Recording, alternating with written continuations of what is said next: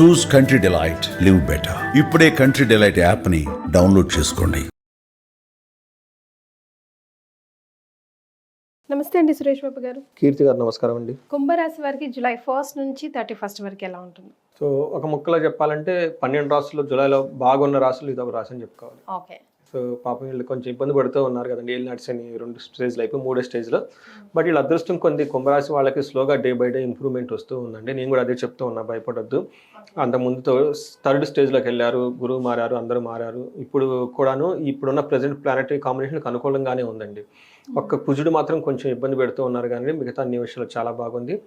Details చూద్దాం. But డీటెయిల్స్కి వెళ్ళబోయే ముందు జూలై మంత్లో 4 ముఖ్యమైన పండగలు విశేషాలు ఉన్నాయండి. ఎవరైతే కనుక మనం ఇప్పుడు చెప్పుకోబోయే ప్రాబ్లమ్స్ కనుక ఫేస్ చేస్తుంటే ఇవి జరుపుకుంటే సరిపోతుందండి. పెద్ద పెద్ద రెమెడీ చేయని అవసరం లేదు. ఒకటి, ఆషాఢ నవరాత్రులు ఎవరెవరు ఎందుకు జరుపుకోవాలంటే, ఫస్ట్ ఎవరైతే భార్యాభర్తల మధ్య కోర్టు వ్యవహారాలు డైవర్స్ దాకా వెళ్ళిపోయేసి అవి ఎక్కడికి ముందుకు వెళ్ళిపోకుండా అక్కడే ఉండిపోయినాయి అనుకోండి, అవి రావట్ల లీగల్ లిటిగేషన్స్లో పడిపోయినాయి అనమాట. అలా అని వీళ్ళు కాపురం చేసి కలిసి ఉండటం లేదు, విడిపోవటం లేదు, పేరెంట్స్ ఏమో తగ్గిబ్బంది పడిపోతూ ఉంటారు. అలాంటి వాళ్ళని కనుక మనం చూసుకుంటే ఈ అమ్మవారి ఆషాఢ నవరాత్రులు కనుక సెలబ్రేట్ చేసుకుంటే ఆ ప్రాబ్లమ్స్ నుంచి బయటపడిపోతారండి. నేనేం చెప్తానంటే, చాలా సింపుల్గా వర్కింగ్ ఉమెన్ ఉంటారు, చాలా లేదంటే నైట్ షిఫ్ట్స్లో డిఫరెంట్ షిఫ్ట్స్ ఉంటాయి. అన్ని రోజులు మేము చేయలేము అనుకునే వాళ్ళకి ఏంటంటే అట్లీస్ట్ ఒక ½ అన్ అవర్ కనుక టైం స్పెండ్ చేసి 8 తర్వాత అమ్మవారికి ఫస్ట్ ధూపం వేయాలండి. మ్యాండేట్గా అమ్మవారికి ధూపం అంటే చాలా ఇష్టం. వారాహి అమ్మవారికి సామ్రాడి కప్పులు బయట తిరుగుతాయి.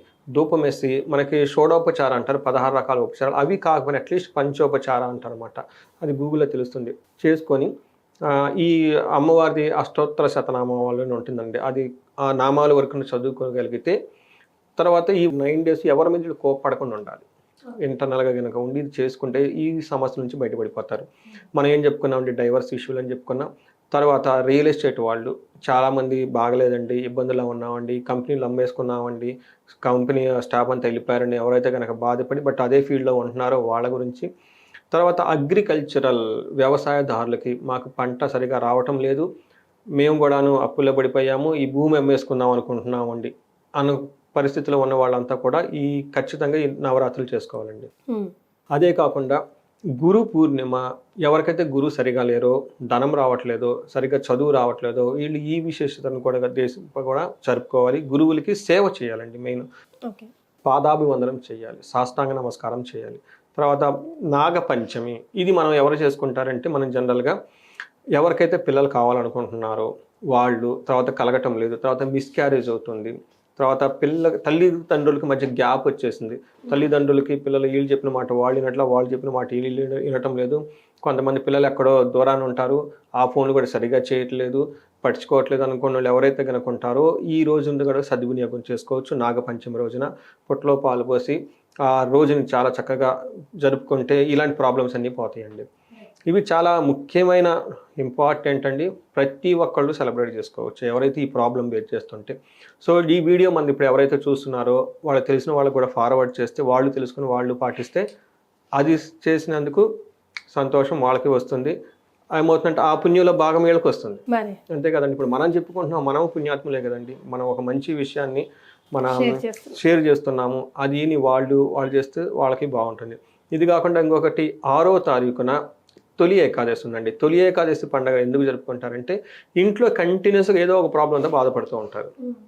హెల్త్ తీసుకోండి, ఫాదర్కి హెల్త్ ఉంటుంది, తర్వాత మదర్కి, తర్వాత పిల్లలకి, మళ్ళీ ఫాదర్కి, మళ్ళీ కంటిన్యూస్గా ఏదో ఒక ప్రాబ్లం వస్తూనే ఉంటుంది. లేదంటే ఒక ప్రాబ్లం ఎప్పుడో లాస్ట్ 2-3-4 ఇయర్స్ నుంచి అదే ప్రాబ్లంగానే ఉంది, అది పోవట్లేదు. ఇలాంటి వాళ్ళు కనుక ఇంటిలో మహన్యాసపూర్వక ఏకాదశి రుద్రాభిషేకం కనుక చేయించుకుంటే విత్ వేద ఆశీర్వాదం వాళ్ళకి ఇంట్లో ఆ ప్రాబ్లమ్స్ అన్నీ పోతాయండి. సో ఇలా ఈ పండగలకు చాలా గొప్ప పండుగలు అన్నీ ఉన్నాయి. గొప్ప ఛాలెంజెస్ ఎవరు కనుక ఫేస్ చేస్తుంటే ఈ పండుగలు సెలబ్రేట్ చేసుకోవటం ద్వారా అవన్నీ పోతాయండి. మనం ఇప్పుడు కుంభరాశి కనుక చూసుకుంటే ఇందులో ఉన్న నక్షత్రాలు ధనిష్ట 3-4 పాదాలు, శతభిషం 1-2-3-4 పాదాలు, పూర్వభాద్ర 1-2-3 పాదాలు అంతా మనకు కుంభరాశిలో ఉంటారు. పేరు బలం కనుక మనం చూసుకుంటే గు, గే, గో, సా, సి, సు, సే, సో, దా అన్న లెటర్స్ అంతా మనకి కుంభరాశిలోనే ఉంటారు. మనం గ్రహస్థితిని చూసుకుంటే 2 గ్రహాలు మారుతూ ఉన్నాయండి. శుక్రుడు ఒకటను, రెండోది సూర్యుడు మారుతూ ఉన్నారన్నమాట. ఈ యొక్క గ్రహస్థితిని బట్టి మనం చూస్తే లఘు గోచారం, సూక్ష్మ గోచారం ప్రకారం వీళ్ళకి బాగుందని మొదట్లో నేను చెప్పుకున్నా కదండి, బాగున్న ఈ మంత్లో బాగున్న రాశులు ఇది ఒక రాశి అనమాట. వీళ్ళకి శత్రునాశాంత, వీళ్ళ శత్రువులు ఇప్పటిదాకా ఎవరైతే ఇబ్బంది పెట్టారో వాళ్ళు ఈ టైం నుంచి వెళ్ళిపోతారు వీళ్ళ దగ్గర. వీళ్ళ లైఫ్లోనే ఉండడానికి వాళ్ళు రారు తిరిగి. తర్వాత విజయప్రదంగా ఉంటుంది.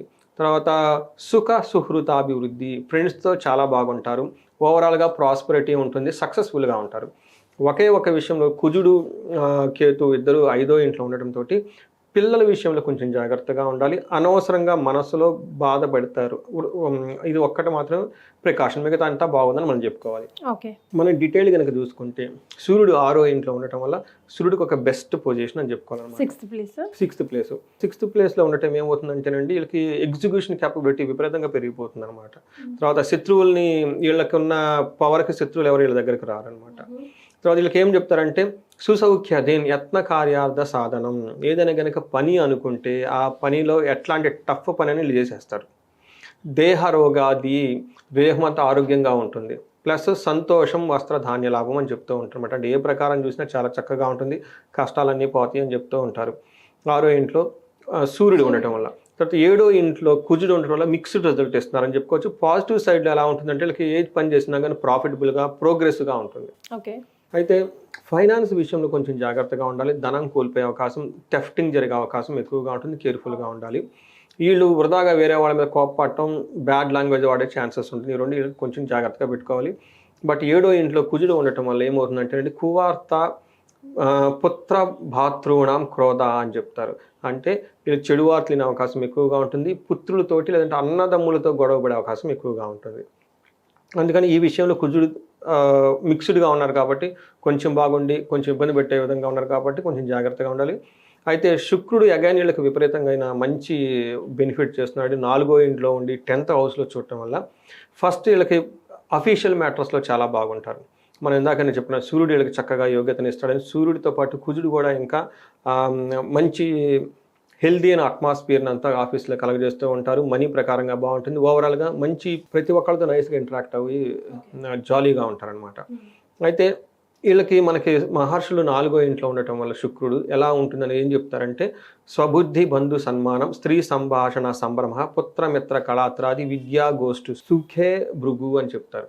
అంటే వీళ్ళకి ఏమవుతుందంటే అండి, చాలా మంచి హైయర్ ఎడ్యుకేషన్ నాలెడ్జ్ సంబంధించి మాట్లాడటము, అది కూడా ఎవరితోటి పుత్రులతోటి, ఫ్రెండ్స్ తోటి, తర్వాత స్పౌస్ తోటి చక్కగా మాట్లాడటం, వాళ్ళకి ఓన్ ఇంట్యూషన్ చాలా స్ట్రాంగ్గా ఉండి తదనుగుణంగా డెసిషన్ తీసుకుంటారు.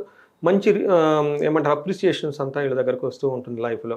అంతేకాకుండా స్త్రీ సంభాషణ సంభ్రమ, అంటే ఈ టైంలో జెంట్స్ అయితే లేడీస్తో చాలా ఎక్కువగా మాట్లాడుతూ వాళ్ళకి కావాల్సిన పనులన్నీ చేయించుకుంటూ ఉంటారు. లేడీస్ అయినా కానీ జెంట్స్తో చాలా చక్కగా ఇంట్రాక్షన్ అయ్యి వీళ్ళకి కావాల్సిన పనులన్నీ చక్కగా చేయించుకుంటూ ఉంటారని మనం చెప్పుకోవచ్చు అండి.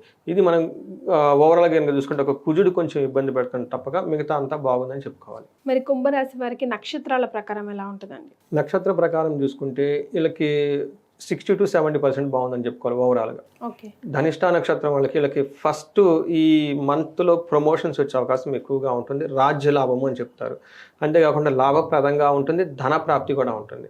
ఛాలెంజెస్, భయము, దరిద్రము, ఫైనాన్షియల్ స్ట్రగుల్స్ ఉంటుంది, భయపడుతూ ఉండే అవకాశం ఎక్కువగా ఉంటుంది. ఈ భయం కూడా ధనం రిలేటెడ్ లేదా లగ్జరీకి సంబంధించి, జెంట్స్ అయితే లేడీస్ ద్వారా, లేడీస్ అయితే జెంట్స్ ద్వారా ఒక భయపడే సిచ్యువేషన్స్ వచ్చే అవకాశం ఎక్కువగా ఉంది.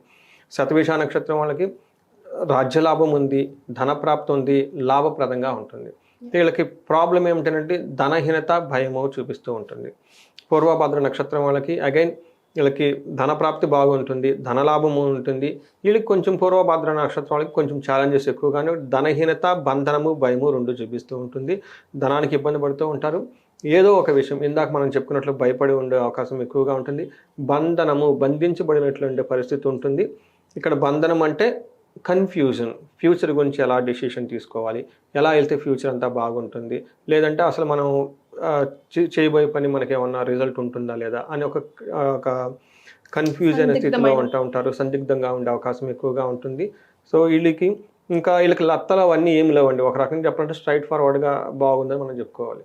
మరి ఏం రెమెడీస్ పాటించాలి ఇంకా ఎన్హాన్స్ చేసుకోవాలంటే? ఇది చాలా మంచి చక్కగా అడిగారండి. Enhancement important.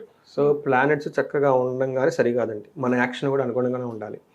ఈ టైంలో వీళ్ళకి ధనం విపరీతంగా వచ్చే అవకాశం ఎక్కువగా ఉంటుంది కాబట్టి కుబేర పాశుపత అభిషేకం కానీ మహాలక్ష్మి విశేష హోమం కనుక ఈ టైంలో చేయించుకుంటే కలిసి వచ్చేస్తుందండి వీళ్ళకి ఓకే. ఖచ్చితంగా ఎందుకంటే వీళ్ళకి ఏలినాటి ఎంతో ఇబ్బంది పడి ఉన్నారండి, డబ్బులు అవంతా లాక్ అయ్యి ఉన్నారు. ప్లానెట్స్ బాగున్నాయి, ఈ టైంలో కొంచెం హోమం కనుక చేసేసుకుంటే పుష్ ఇస్తే ఇంకా బాగుంటుంది, ప్రతిదీ లాభప్రదంగా ఉంటుంది. వీళ్ళకి భయపడే సిచ్యువేషన్ శుక్రుడి నుంచి వస్తుంది కాబట్టి అండి మహాలక్ష్మికి సంబంధించిన ఆ హోమం ఏదైనా చేపించుకున్న, వీళ్ళకి అమ్మవారికి సంబంధించిన గుళ్ళు విజిట్ చేసినా కానీ చాలా బాగుంటుంది. దుర్గా కవచం చదువుకున్నా ఇంకా సింపుల్ ఈజీ రెమెడీ ఏంటంటేనండి, వీళ్ళు తులసి చెట్టుకి ఒక్క 40-45 రోజులు ప్రతిరోజు దీపం పెట్టి ప్రదక్షిణాలు చేసినా కానీ విశేషంగా వీళ్ళకి లాభం వస్తుందండి. వీళ్ళకి ప్రమోషన్స్ వచ్చే అవకాశం ఎక్కువగా ఉంటుంది. ఎవరైనా రాజకీయ నాయకుల్లో ఉన్నా లేదంటే గవర్నమెంట్ అఫీషియల్స్లు తర్వాత గెజిటెడ్ ర్యాంక్ అండ్ అబోవ్ లెవెల్లో ఉన్నా కానివ్వండి, వీళ్ళు రాజశ్యామల హోమం చేయించుకుంటే చాలా బాగా కలిసి వస్తుందండి వీళ్ళకి. రైట్. సో అన్ని విధాలుగా కూడా కుంభరాశి వారికి బాగుంది అంతే కదండి. చాలా సంతోషం అండి. ధన్యవాదాలు. ధన్యవాదాలండి.